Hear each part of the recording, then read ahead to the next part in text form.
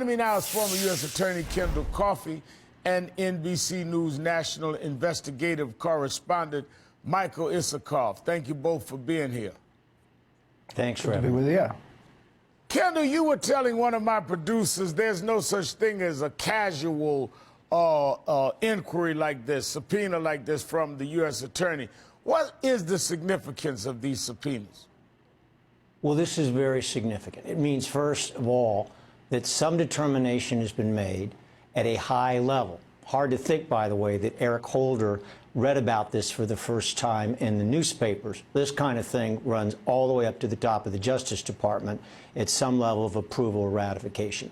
At a very high level, a determination has been made that there is federal criminal jurisdiction if allegations and information that's being reviewed can be proven. That by itself is a major development, because now we're not just talking about a legislative committee, and that's serious business, or even the threat of state prosecution, which is certainly plenty to worry about. When you're thinking about the feds with the enormous powers they have looking your way, it's bone-chilling, Reverend. And I think that we have to acknowledge that no matter how this turns out, this investigation is not turning to the finish line any time soon. To the contrary, it's feeling like the floodgate is opening investigatively on Bridgegate. Well, you work as a U.S. attorney. When they're not looking for a particular theory, that could also mean if they come up with something in a broad scope that may not have been what we all are talking about, it still becomes fair game for them to go in and go after.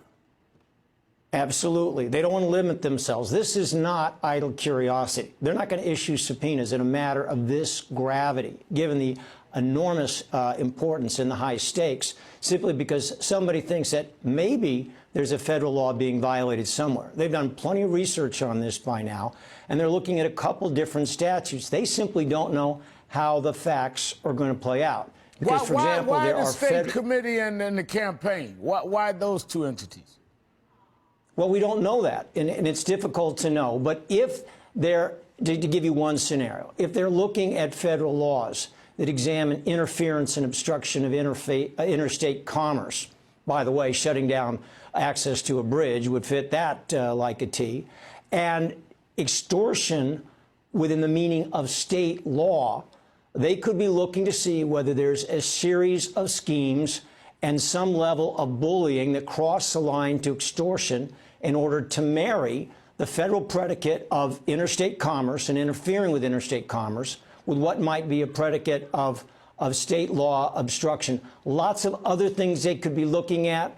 For sure, this is not the most obvious federal crime we've ever seen, but believe me, this is beyond just wondering and wishing and hoping. They've got some definite theories in mind. They simply have to see how the facts crystallize. Would that statement about immunity trigger your curiosity in an especially forceful way?